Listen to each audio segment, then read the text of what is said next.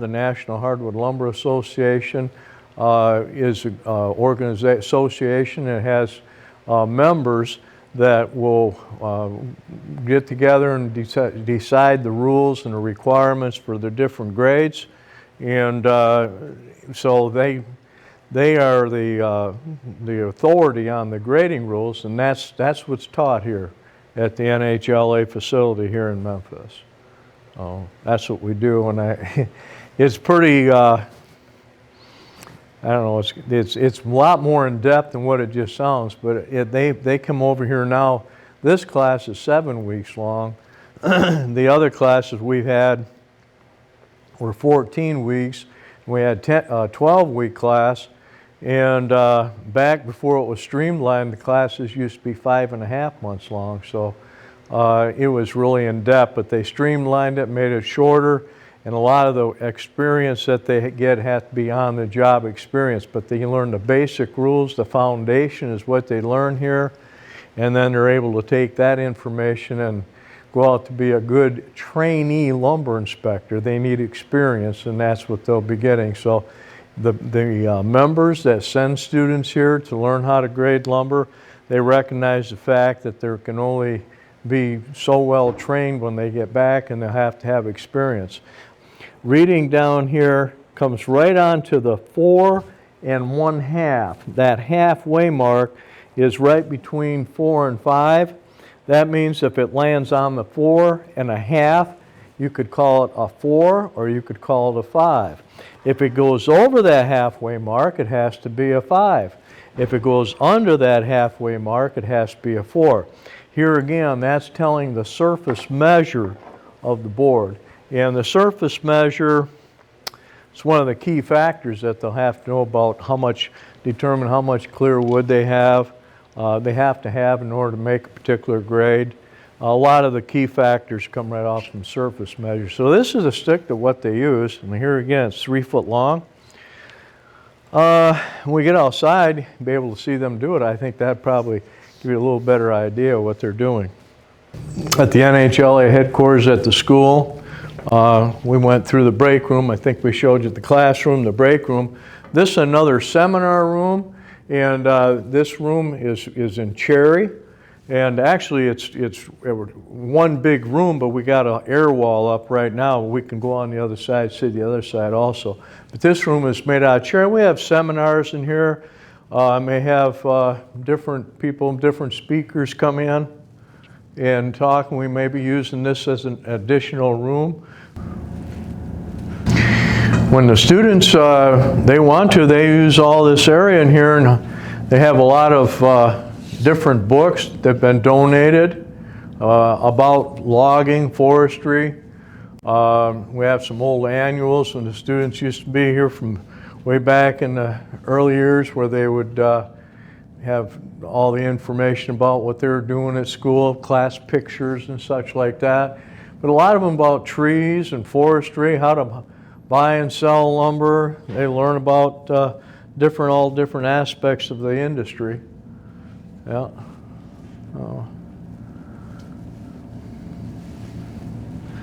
Had a fella, I'll tell a little story here.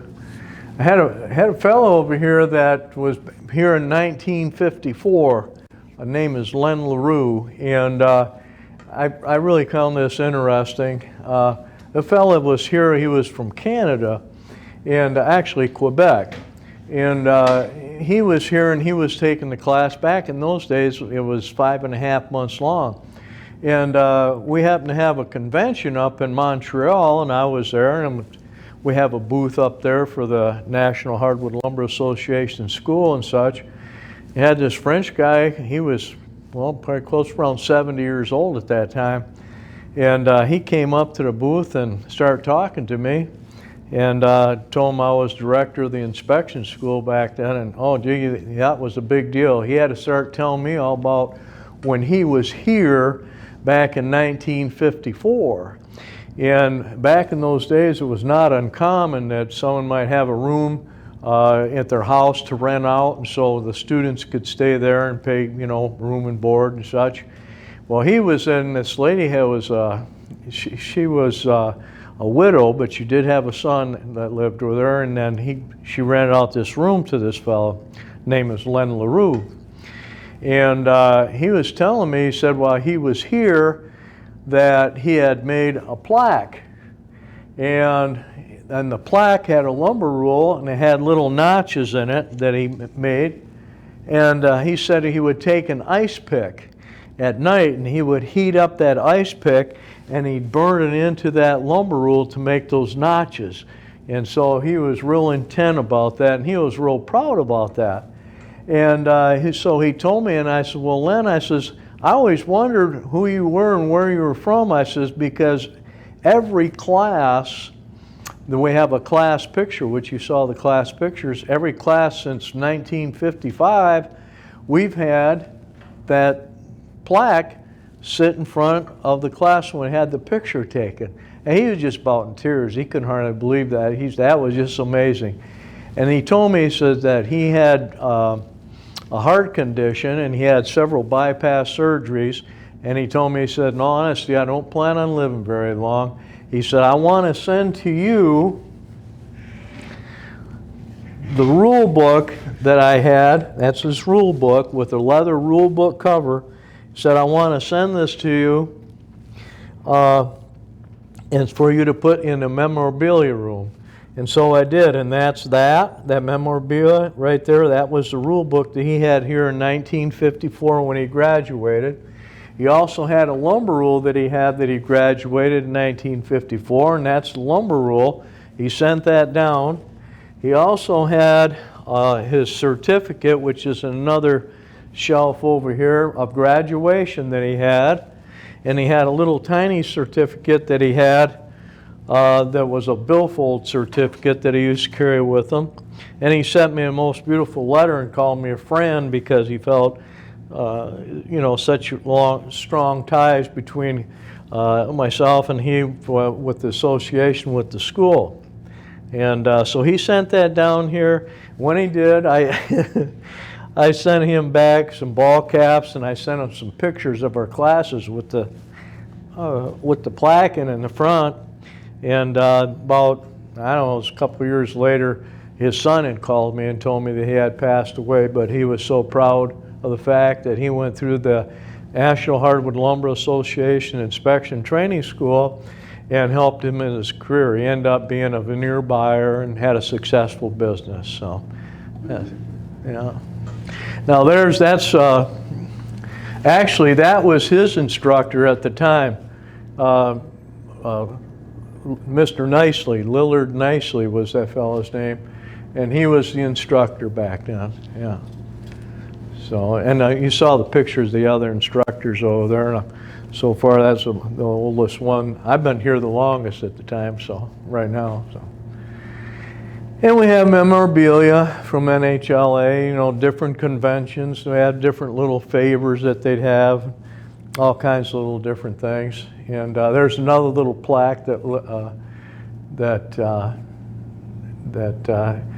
Len had made, and we got the old rule books. A lot of history here, And then one of our most recent member, Ron Carlson, most recently he retired, and he brought in a lot of paraphernalia, different things that he had accumulated through the years that we show over here, different hand tools that they use for carving and different woodworking and just different things that we have. So we kind of think a lot about the history, the hardwood industry, and I want to display that, and people come and visit us. So. The students out here, they're doing what we call our 100 board run test. And they've been studying now, learning how the standard grades work and practice grading some. And this, they're doing 100 board run tests, which is kind of a critical test right now. It's kind of not the climax of the whole thing, because we'll do another 100 board run tests, but it counts for a large portion of their overall score, where they're taking all the information of what they have learned and putting it into application now here on the boards.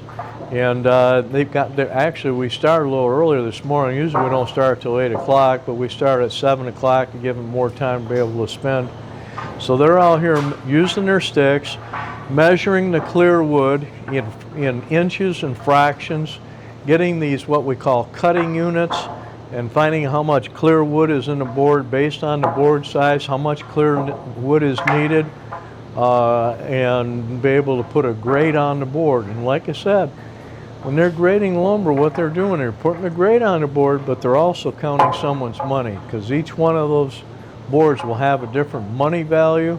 And I always tell them, I said, well, you know, I said, if you were having someone else count your money, you'd want to make sure, you know, that they knew what they were doing. And so that's where their employers, that's where they send them here, and to learn the rules and how they are, and be able to go back and grade lumber and count their money. And that's what they're learning. Yeah.